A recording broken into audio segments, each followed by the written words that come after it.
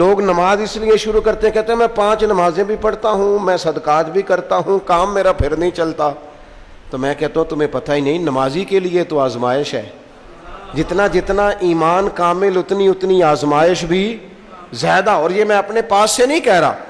حضرت ابو سعید خدری رضی اللہ تعالیٰ عنہ فرماتے ہیں میں نبی پاک علیہ الصلوۃ والسلام کی خدمت میں حاضر ہوا اور حضور کے دست مبارک کو چومنے کے لیے میں نے اپنے ہاتھ جب آگے کیے تو تپش تھی، تیز بخار تھا نبی پاک کو. تو حضرت ابو سعید خدری رضی اللہ تعالیٰ عنہ ارشاد فرماتے ہیں کہ میں نے، یہ سنن ابن ماجہ میں موجود ہے، فرماتے میں نے عرض کیا یا رسول اللہ صلی اللہ علیہ وسلم اتنا تیز بخار؟ حضور فرمانے لگے ہم پر جو آزمائشیں آتی ہیں نا انبیاء پر، وہ عام لوگوں سے دگنا آتی ہیں. یہ تو لاڈلے ہیں، یہ تو محبوب ہیں اللہ کے. فرمایا عام لوگوں سے دگنی آزمائش آتی ہے، لیکن فرمایا ہمارا رب بڑا کریم ہے، ہمیں اجر بھی ڈبل ہی عطا کرتا ہے، ہمیں اجر بھی ڈبل ہی عطا کرتا ہے. تو حضرت ابو سعید خدری کہتے ہیں موقع اچھا تھا، میں نے ایک سوال بھی کر دیا. میں نے کہا یا رسول اللہ صلی اللہ علیہ وسلم بتائیے نا بھلا دنیا میں زیادہ آزمائشیں کن کو آتی ہیں؟ تو حضور فرمانے لگے سب سے زیادہ آزمائشیں اللہ کے انبیاء کو آتی ہیں، نبیوں کو آتی ہیں. حضور اس کے بعد فرمایا اس کے بعد جو ان کے زیادہ قریب ہوتا ہے اسے آتی ہیں. لوگ کیا سمجھیں گے امام حسن کی آزمائش کو؟ لوگ کیسے سمجھیں گے سیدنا امام حسین کی آزمائش کو؟ فرمایا جو ان کے زیادہ قریب ہوتا ہے اسے زیادہ آزمائش آتی ہے. تو حضور کے سب سے قریب تو امام حسن ہے نا، امام حسین ہے نا. تو کیا سمجھتا ہے قربت بس نسبت کے اظہار کا نام ہے اور بڑے لطف کے ساتھ زندگی گزارنے کا نام ہے؟ تو نبی پاک علیہ الصلوۃ والسلام نے فرمایا بات بڑی مزے کی ہے.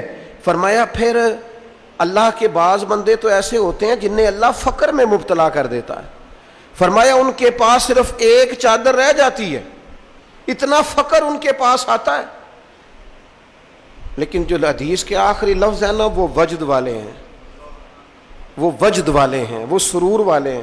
ہمارا یہ مزاج ہوتا ہے کہ میٹھا میٹھا کھا جاؤ اور ذرا کڑوا آ جائے تو سویرے بھی رو شام بھی رو، حال ہی کوئی نہیں، غریبی بڑی، پریشانی بڑی، حضرت صاحب گھر سے بیماری جاتی نہیں. اور جناب کیا بتائیں، بعض لوگ تو ایسے ہیں جن کی بات سن کے لگتا ہے زندگی میں کبھی سوئی ہی نہیں، اتنے بڑے بڑے دکھ سناتے ہیں. او خدا کی رحمت کا بھی تو ذکر کرنا، خدا نے جو تیرے اوپر انعامات کیے ان کا بھی تو ذکر کرنا، ان کا تذکرہ ہی نہیں کر رہا میرا بھائی. نبی پاک علیہ السلام نے فرمایا ان لوگوں پر دکھ آتے ہیں پر قربان ہونے کو جی چاہتا ہے ان لفظوں پر.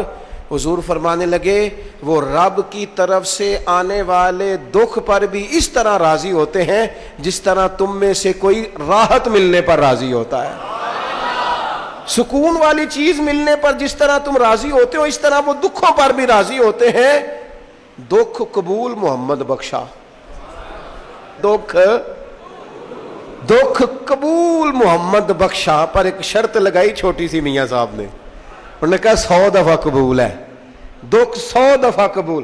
دکھ قبول محمد بخشا پر راضی رہن پیارے.